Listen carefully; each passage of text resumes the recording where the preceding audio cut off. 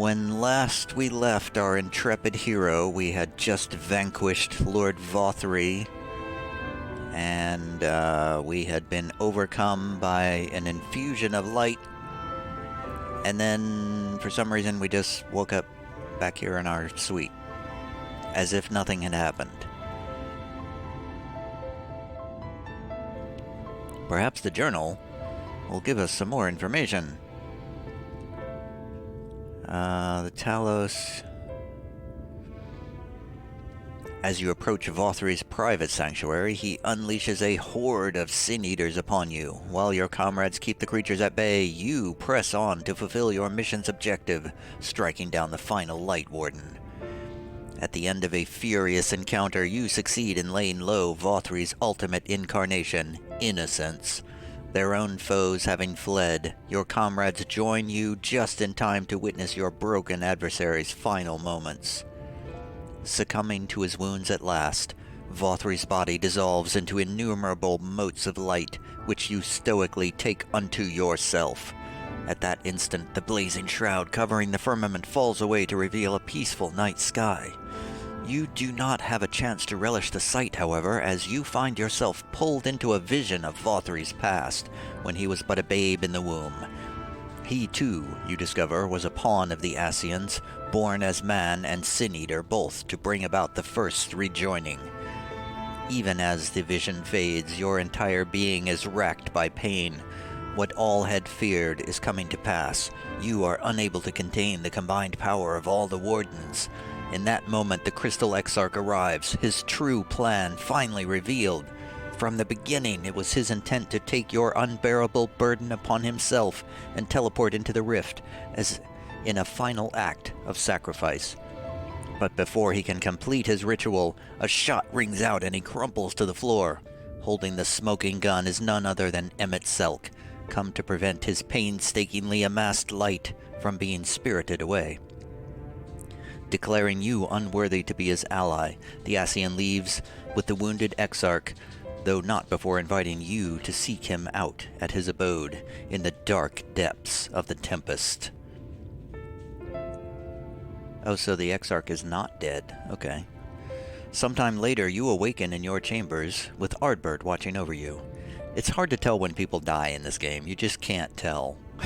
You just can't tell by looking at the cutscenes. You have to have an explanation afterward about whether they actually died or not. Your spectral companion Ardbert duly explains the events that took place after you lost consciousness. You learn it is only thanks to Reen's powers that you have not yet turned into a sin-eater, but that it is only a matter of time. Bile rising in your throat, you throw open the window and look out upon a land shrouded in light once more. All of your efforts having come to naught. Seeing your despair, Ardbert urges you to get some fresh air outside the confines of your room. And so we have. And so, since then, I finished up all my role quests. So, hopefully I can actually finish all the Shadowbringers quests now. Reassuring the masses, level 79. The manager of suites seems surprised to see you up and about. Oh, miss, you're awake. You were injured during the foray on Mount Gulg, yes?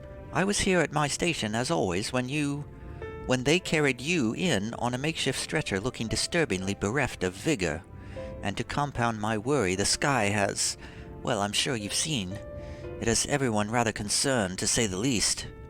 Seeing you up and about is the first good news we've had in a while.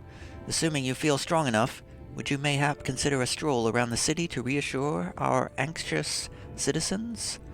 Bragi was one of those who helped convey you to your chambers, and he has visited several times to inquire after your condition.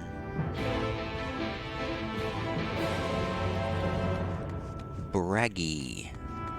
The name rings a bell, but I don't remember from whence I heard the name. Oh, he was the guy down here.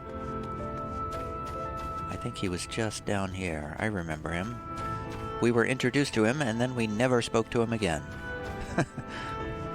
It seemed like he was supposed to be an important person, but we never ever spoke to him. Ever.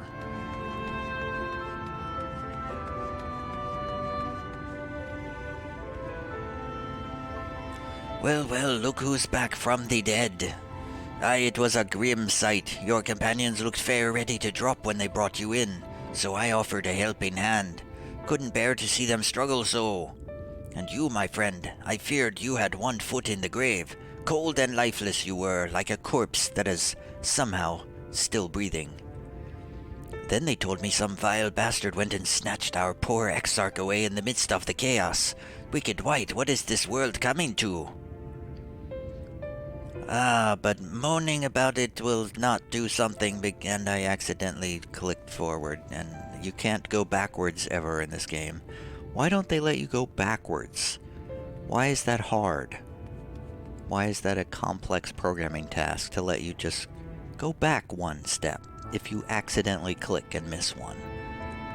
I don't know. Maybe there is a way to do it, but I'm scared to touch any button because then I'll just go forward again. Anyway.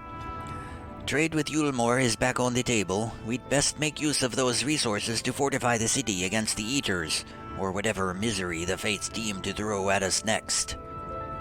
Speaking of misery, Chesamil was worried sick about you. A healer wringing her hands is not a sight you ever wish to see, let me tell you. Full glad I am to see you walking again, my friend, but this business with the Exarch, it weighs heavily upon all our minds.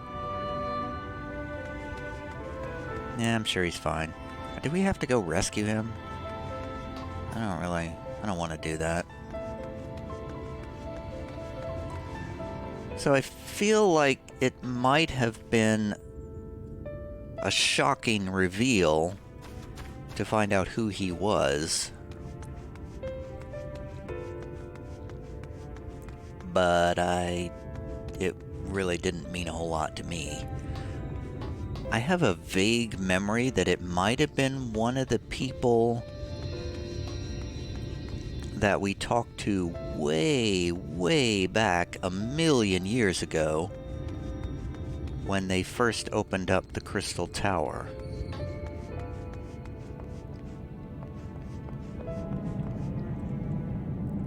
Oh, sweetie, you're alive. No one's been allowed to see you. Even Spagiric's Chirurgians were forbidden from making visits. Chirurgians. I don't even know how to say it myself. Reen was kind enough to tell me you were showing symptoms similar to Eater corruption, so I suppose there was little any of us could have done for you in any case. As for your companions, they've been rushing hither and yon, seeking a cure to your condition. I worry to see their faces grown ever more haggard every time they pass through the Crystarium. I shall let them know you're awake, and when they come to see you, sweetie, please do convince them to rest a bit. They won't be helping anyone if they all collapse of exhaustion. And your own Morin has been a little better, I'm afraid. Our own Morin has been little better, I'm afraid. He hasn't left the cabinet. Too busy, hiccuping, constantly. I can't even read my words because I'm hiccuping so much. He hasn't left the cabinet, too busy with his nose buried in one dusty tome or another. Oh, I remember that fellow. He was the fellow at the... He was the one who told us all about the Minfilias. The army of Minfilias. I don't know how to get to him. How do we get to that guy?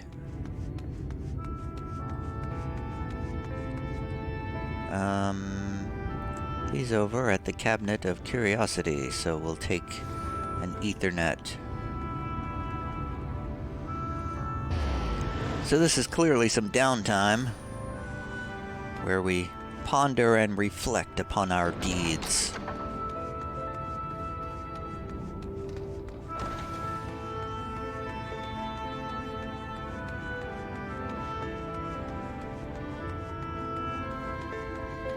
Hello, Morin. I'm awake. Confound it, this says the same thing as the last. Mayhap I should approach the problem from a different perspective. Oh, Tiev, it truly is you, and not some figment of my imagination. Oh, but this is wonderful. 'Twould seem our prayers have been answered. Feeling otherwise helpless, I've been scouring our shelves for the wisdom to explain this most worrisome conundrum. Why, with all the light wardens defeated, has the light returned to obscure the sky? I must have pored over 100 tomes, but no definitive conclusion seems forthcoming. So many questions I would pose to the Exarch, and thus do I feel his absence all the more keenly. Now that you're awake, however, I am hopeful the search for our stolen steward might begin in earnest. Catelys, meanwhile, leads the crystalline mean in preparations for battle, though against what foe we are as yet uncertain. Why not pay her a visit? I expect seeing you upright would be a much welcome relief. I shall forge ahead with my search for answers. I'll not have it said that I abandoned my efforts at the first sign of hardship.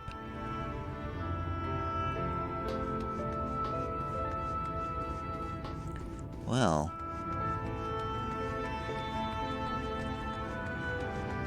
these quests make it seem like we are much closer to these people than we actually were. We saw them one time when we were first introduced to them, and then that was it. We never saw them again. To the crystalline mean, then.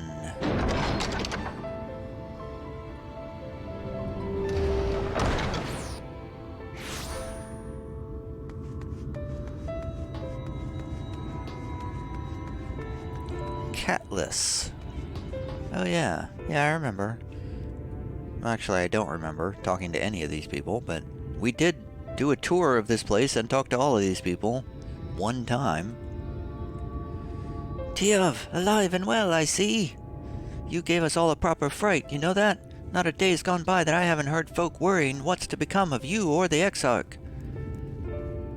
Anyway, I'm glad you've recovered enough to stand. You're not planning on striking out straight away, though, are you? I was hoping to have a better look at your equipment.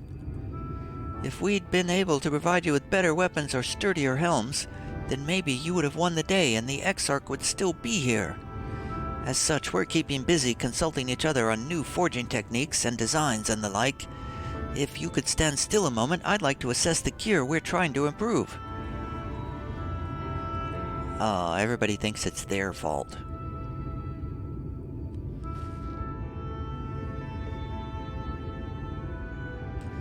Well, that's some fine work, I must admit. It wouldn't be impossible to make something better, but we'd need to experiment with different patterns and materials, and I'm not sure we have that kind of time. That sounds like a challenge that he would enjoy.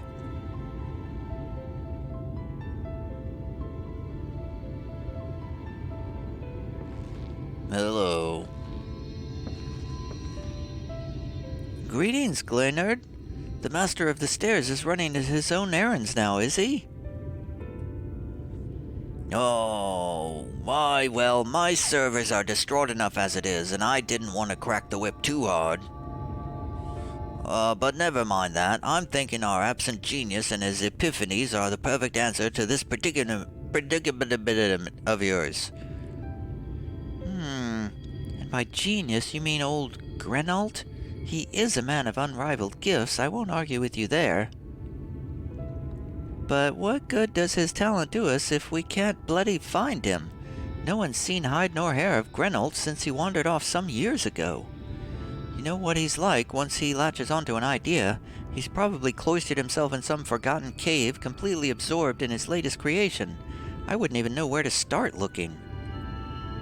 Oh, that does make things difficult.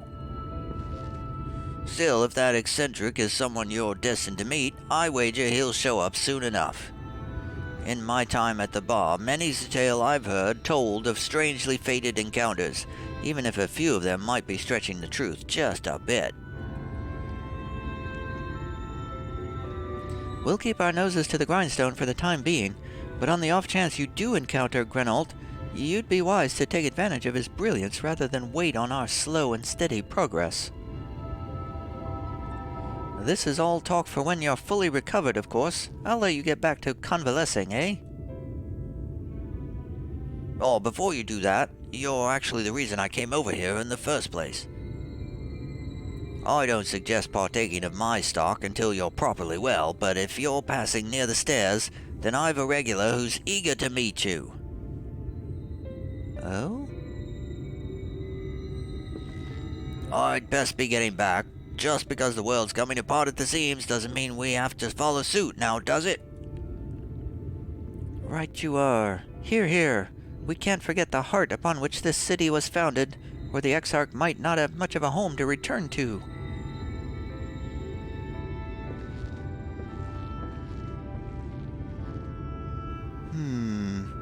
I feel bad. None of these people know it's all my fault. Well, I've reassured the masses as much as I can.